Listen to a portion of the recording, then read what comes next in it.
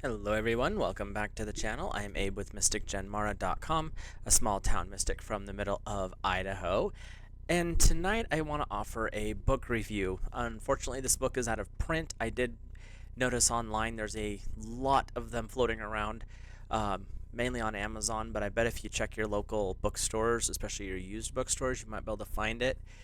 Estate sales is another spot for it.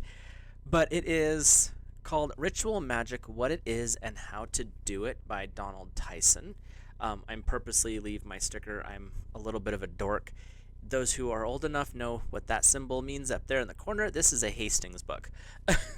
And so Hastings is no longer around, so I leave the stickers on. I'm a weirdo, I know. But the fascinating thing about this book is I picked it up many years ago. I was probably 2 or 3 years into my spiritual studies, so I was, young, we'll call it, and it was one of the books that kind of caught my eye because it had this image. This image on the front is what did it.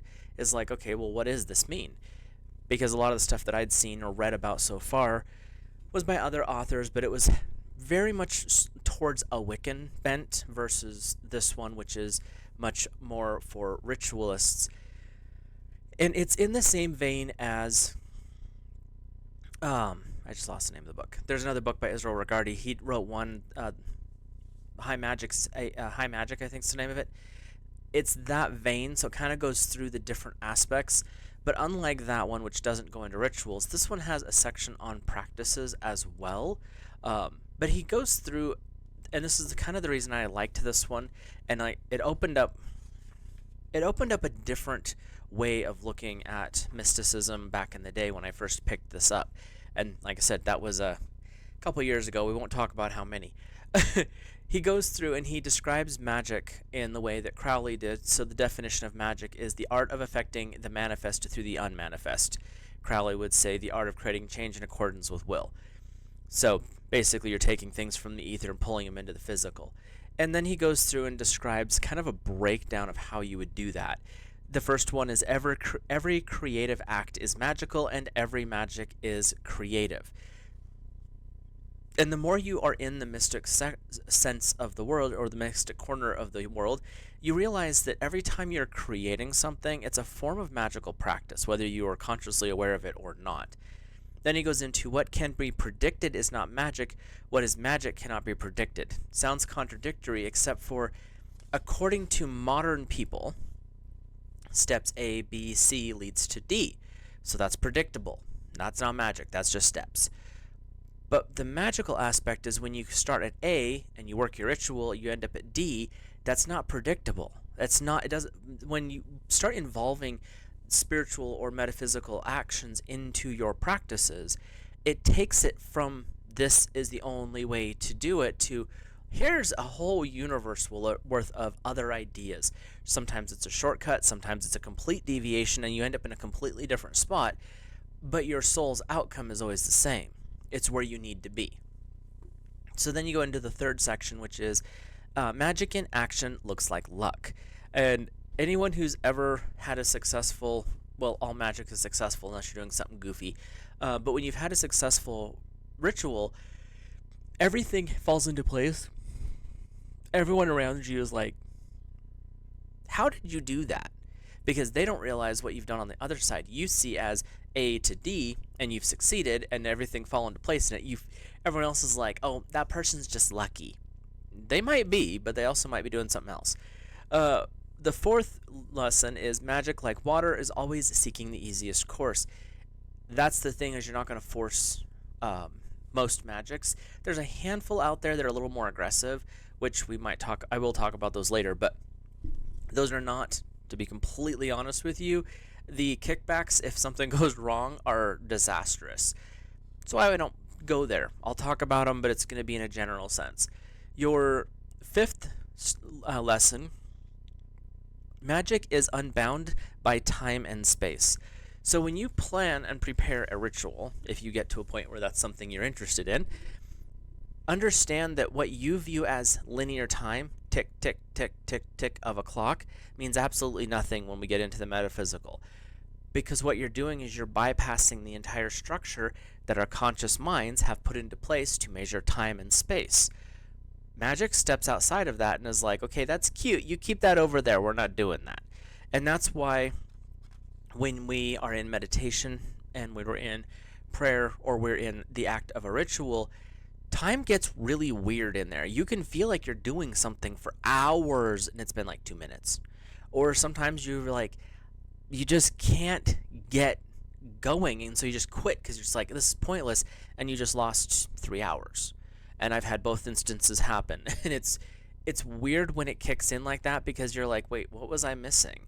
Because it felt like it was only a couple of minutes and I couldn't get my brain to focus on being quiet enough to be in that meditation, but I just lost 3 hours of time and my body hurts because I haven't moved. What happened? Because when you're in that ritual state, time and space do not move the way they do in linear structured time.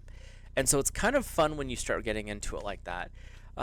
He then in chapter 2 goes into what is a ritual, and it's the basics of preparation and getting into the ritual mindset and the physical cleansing, the spiritual cleansing. And there's an image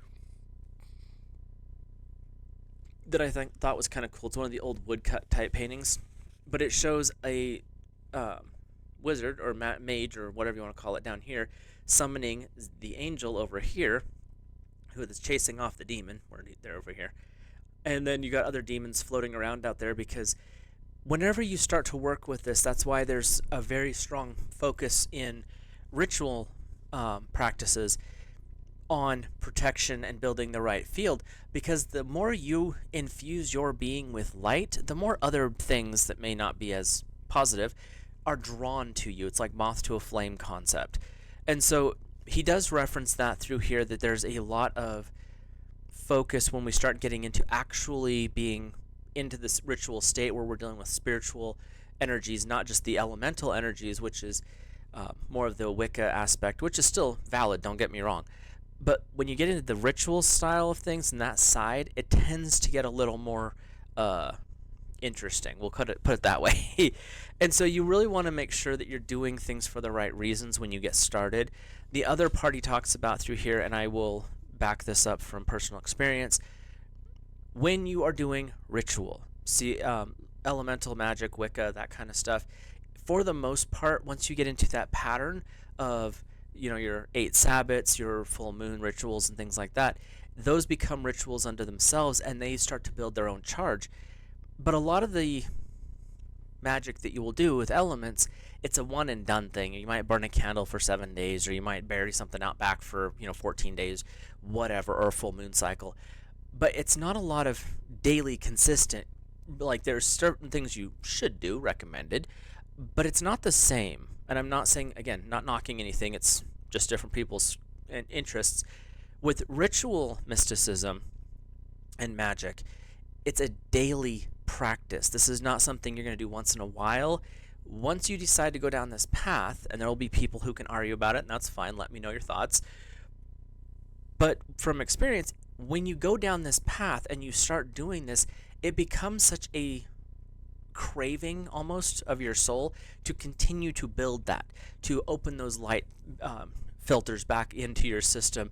And the more you do it, the more at peace and the more you uncover about yourself, because ritual is not just about practicing the magic, it's about developing the soul's wisdom as well.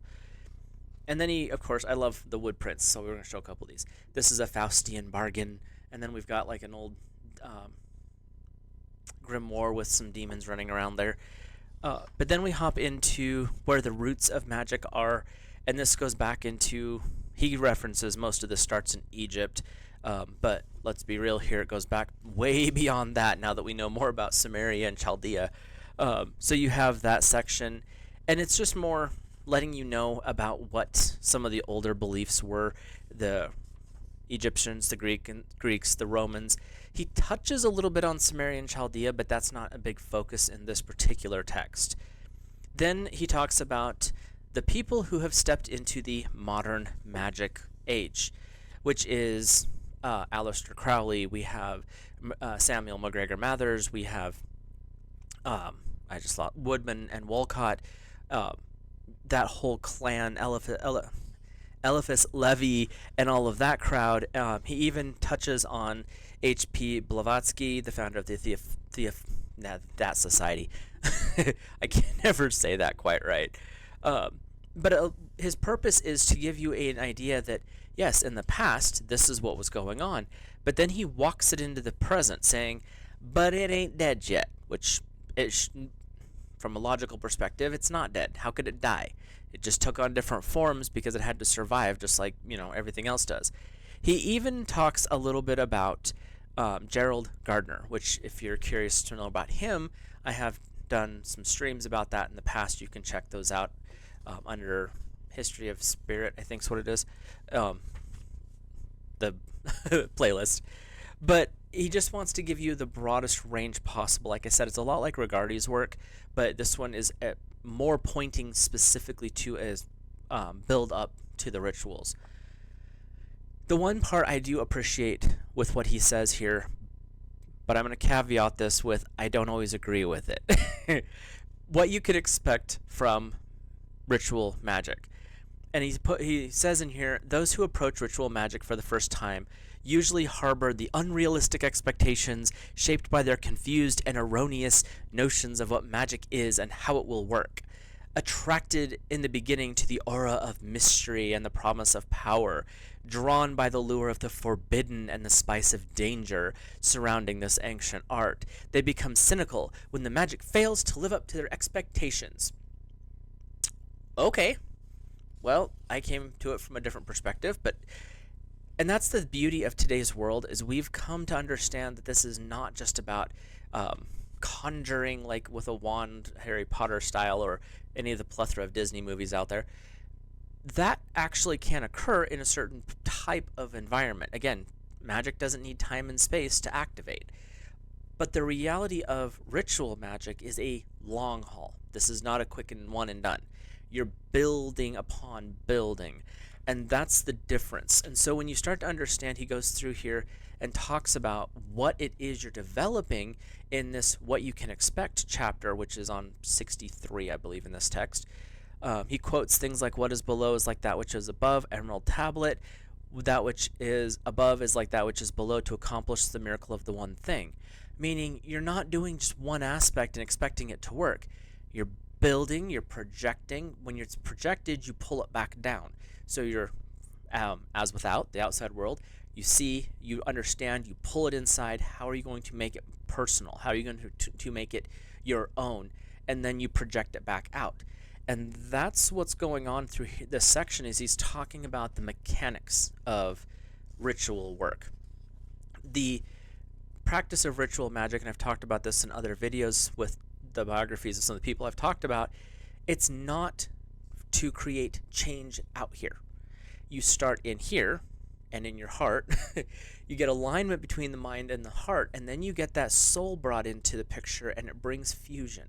So you basically build the three parts of yourself individually, you bind them together, and when you do that, the outside world has to reflect the changes going on within. As above, so below, as within, so without. And that's what he's talking about is, yes, you might be working in an area where you're calling forth angels, but how did you get to the point where you could actually make that communication? It's not about just the angelic call, or if you take it to the dark side, the demonic call. It's about what have you been doing inside to build up to that point. And that's the reason, like I said, I kind of enjoy this book, but I don't always agree with it, because he also, even though he's a ritual magician himself, he makes it so that it's like, don't expect all this miraculous stuff to occur. Okay, but that's not always the case, because the miraculous is part of magic. So, and that's what he talks about in chapter 6, what you should not expect from magic. And the first little paragraph is, everyone who gets into ritual magic has pretty much the same goal. They want to rule the world. Okay, that's if you take it to the dark side. They do not say it in so many words and may not even admit it to themselves, but they are thinking, suppose I could learn to hurl lightning from my fingertips and bring that fortress of evil crumbling. Suppose I could foresee the future of the stock market and make fortune to noble ends. And I'm not kidding, people think this. Suppose I could control the leaders of the multinational corporations by my will and make them clean up everything. Suppose I could destroy the stockpiles of nuclear weapons and bring about peace. What a power trip, which I agree. What kind of a power trip are you on? But the reality is, this is showing you as a person. And really, magic is just a reflection of the practitioner. There's no other question here. That's what it is. He brings in this chapter, which is kind of funny, the holy man Rasputin, and has a little section talking about him. And then it goes into some of the magical practices that are more of the dark side, like A.E. Waite and some of the things that go along with the less than pleasant side of the world, and how that can actually be not the best option to go down. And he references some of the books that are in there. Well, there's some of these I want to talk about separately, so I won't bring them up here. But he's really wanting to point out the fact that you can take this to wherever you want.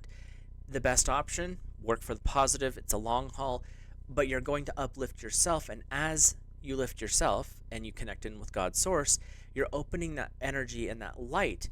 And by doing so, you're actually illuminating those around you, so you're drawing them with you. Whereas if you go in the dark, good luck. You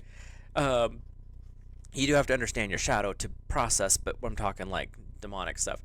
Then we get into why magic is important. And that's kind of what I was just referencing too, is this is a practice that, and I love some of these images, so we'll show you this one here. It's the practice of taking the lesser, building it into the higher, with the activation and connection eventually to source of everything. And the purpose of a lot of ritual work is not to gain dominion over others or gain dominion over whatever, or to show off, oh, I conjured so-and-so last week. No. The purpose of it is so you can gain mastery of yourself, understand the development of your soul, and then connect into the source of all creation. And he talks, like, I'm adding to what he says here, but that's kind of the point of what he's doing. Part of what he talks about is some of the work that MacGregor Mathers talked about, and there's a lot more with some of the work that he's done that I do want to go over. I am currently reading one of his books, so when I'm done with that, I'm going to do a comparison between Mathers plus another one, but he just references that in passing. He goes through the alternative viewpoints of what magic is, and that's some of the psychological aspects of it, and gets into some of the, to me, some of the fluffy bunny side of it, where you're just doing this thing to be like, change your mindset and be happy, and that's great, but if you're not willing to look at your dark, you're not going to understand the light, and so you just have this blurred dichotomy that they've got going on. In chapter 9 through like 14 or 15, something like that, he goes through and breaks down a bunch of different groups, some of which I've already talked about. One is the Golden Dawn, talks about some of their rituals and how they work, who started them. Thelema, which is Aleister Crowley's work. He talks about Satanism. And I do want to go over that because Anton LaVey was such an interesting character, but he talks a little bit about what is needed and what's the work is in Satanism, but he doesn't get into specific detail because that's really not his thing. In one chapter, he brings up John Dee and Edward Kelly with Enochian magic, which, again, there's a lot there. But he's giving you glimpses of what all is out there that can fall under the title of ritual. He even references witchcraft and shamanism, which normally when you think about ritual work, you're not thinking those. They have rituals, but it's not the same thing. And he talks about some druidism, some rune work. What else we got in here? Voodoo there's some intense rituals in Voodoo. But then there's the important part, I guess you could say. That's all the lead up to, because if you don't have a strong foundation, you don't want to go poking this stuff with a stick. But once you kind of get an idea of what it is you're walking into, then you walk into chapter 18, around page 183 or so. We go into the preparations, because this is not just a, oh look, it's a cool book. It's actually wants you to be ready to start working book. And so you get into what tools you're going to need, and how with the ritual work, and again, you want to be careful with ritual work. This is not something you're going to pick up a book and be like, I'm going to do this tomorrow. Oh, no, you're not.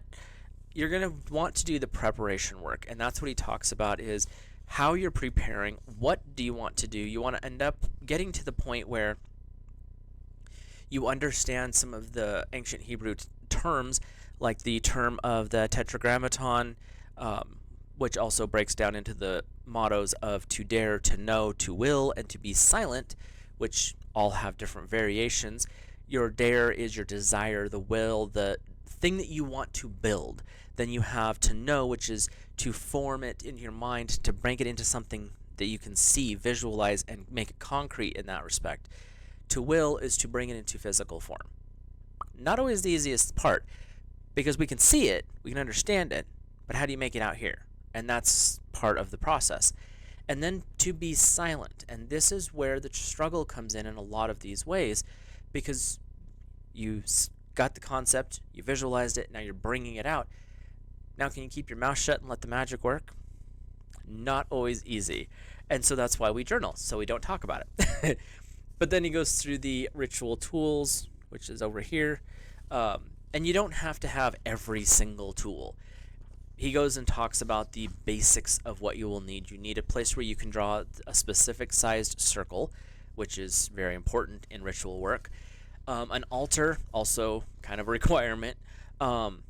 Lamp and tools of purification. Tools of purification are salt, water, certain ritual towels that you only use during those times, and same thing with oils that you're cleansing yourself with and fragrancing yourself. Like there's a lot of moving parts here. And then you go through the basic elemental weapons, tools, whatever you want to call them. They're all embedded in the tarot, and they're all talked about multiple times on this channel and multiple others, which is the wand, fire, the cups or the chalices for water. You have an athame, which is for air, and you have a pentacle or a plate or a coin, large coin, that is earth. And those are pretty basic to all ritual and magical uses that you touch the elements with. He talks about how you're supposed to set your altar up for ritual work, which for the most part is going to be similar, if not identical, to a lot of Wiccan altars. Caveat to this, depending on what kind of working you're doing, the altar will have certain things added to it, or certain arrangements will be shifted to make it a more favorable environment for whatever spirit you're working with, because that is part of the work. He talks about the layman, which is a very specific ritual seal that was really brought forward with Samuel Gregor Mather's work, and Crowley definitely enhanced that a lot, which is still fine. Other things you may find useful is a cap, a circlet, which is a crown basically, a wand, not necessary but kind of cool, and some things it's necessary to have, and a sword, which is the extension of the will, which is air. So you have different tools you can bring into play. Some of them talk about sacred rings and sashes and all that stuff. He references them. It again depends on the group you're with as to what you need there or what ritual you're doing. And then he steps into the actual ritual practice. On chapter 20, there is a ritual to awaken your magical awareness. And I will say, with this particular ritual, you don't need the tools at that point. You're opening the door to investigation at that time. So you'll eventually collect them, but you don't need them to start with. And that ritual is simple. It's not complicated. You really don't need any tools, but it's about 7 pages long. And he talks about taking the time per step to let yourself really experience these awarenesses. You might get some pretty intense stuff. It might just be little glimmers. But it's saying the doorway is going to be opened when you start putting your foot on this path. Then there is a ritual to accomplish a willed purpose. When we get into that one, you're going to want some of the tools, if not all of the tools, because you're going to set things up to work that direction. It's a very simple ritual. You're not summoning or conjuring anything. You're getting yourself ready to see when you put your foot on this path, things do change. Things do happen. It just may not be like bippity boppity, kablooey. Then he has some of his personal reference books, which is interesting. And what's funny is I have a stack of his books, and I didn't even realize they were his, that ones he recommended. And then in the end of it, he talks about the prayer of Hermes Trismegistus, which is a prayer that you find out if you study much into the original Emerald Tablet. But this book is kind of a fascinating read. If it's something that you're looking towards or getting more interested in, and you just kind of want to stick your toe in the water but not actually commit to the more complex rituals of like the Golden Dawn or the of Thelema or some of these other groups, this is a way you can kind of learn more about it, figure out if it's what you want to do. And the rituals, like I said, that are in here are really about coming to a deeper understanding of yourself and if this is the right path for you. But again, it's kind of out of print, which frustrates me, but there are still copies floating around out there. If you've read this book or you have it, let me know what your thoughts are in the comments. It's one that I do reference back to on occasion. It's not one that I read all the time. But when I was first starting out on my spiritual journey, this one really opened my eyes to a bigger world out there and sent me on some very interesting side quests. So with that, I will let you guys and gals go. If you're new here, hit that subscribe button, drop a like, and I will see you in the next video.